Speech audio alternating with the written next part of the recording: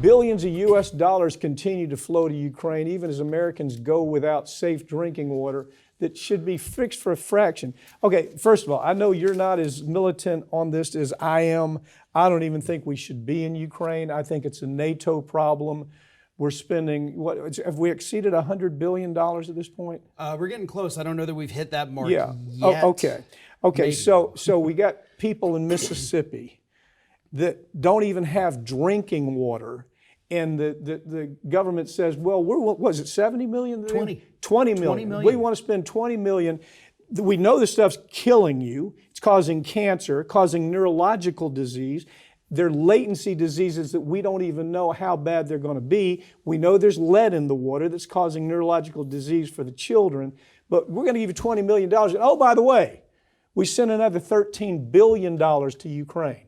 And I know you're not as militant on this as I am. We shouldn't even be there, Farron. We should not even be there. It's a NATO issue, and you make the comparisons, NATO's spending chump change to try to fix the problem. Look, I'm at the point now where I do think the United States is going to have to stop with this money that we are just absolutely sending out the window.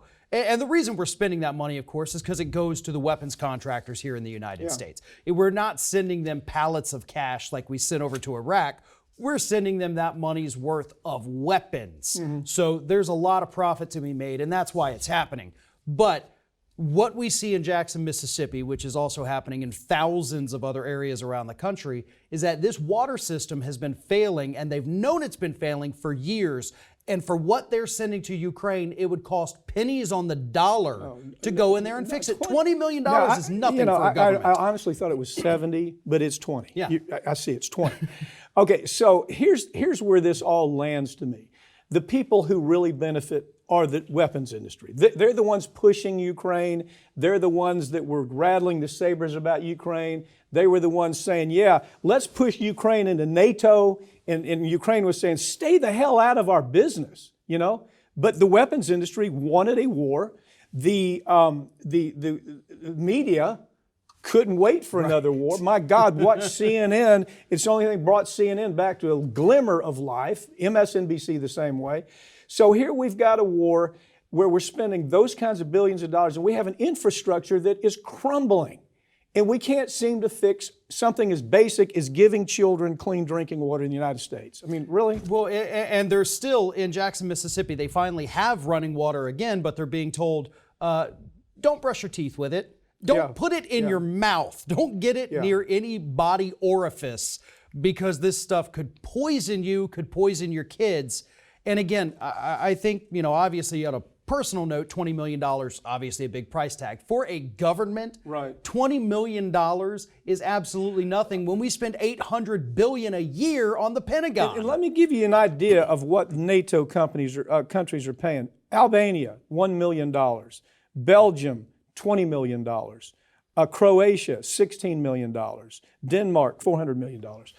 So at what point does this fall on us as a responsibility? At what point do we say we are not the policemen of the entire frigging world, okay? That we have a responsibility at home. And if this doesn't hey, how about Puerto Rico? Puerto Rico just slammed. Biden says, well, we're going to give you, that's where the 40 million came in. We're going to give you $40 million. They won't even touch the destruction of what happened in Puerto Rico for $40 million. Yeah, I mean, most of the island's still without electricity. Yeah. They hadn't even finished all the repairs from Hurricane Maria from a few years ago. And we do nothing. That is a United States territory. Those are United States citizens. And whether it's Puerto Rico or here on the mainland, we are letting our people get poisoned. We are watching as bridges and roads crumble to the point where people die on them. And we do nothing. These are cheap projects to fix, and we're just not doing Farron, it. Look, here's the truth. I know you're not as militant as I am on Ukraine. The reason we do so well together as a team is because I respect your opinion and you respect my opinion. Have you seen sometimes the comments on our site where there's an attack on you because they disagree with you, they attack on me because they disagree with me, as if that's going to change anything? The difference of this kind of show is I respect your opinion, and I don't think I've ever shown disrespect for your opinion. And we respect the idea that opinions evolve. So let me say this. I'm hoping that your opinion on Ukraine will evolve. And maybe you'll get to the point where you say, hell, it's a waste. Well, I'm already at the point where I think we've done what we can and should do. It's time to focus on what's happening here at home. We won't.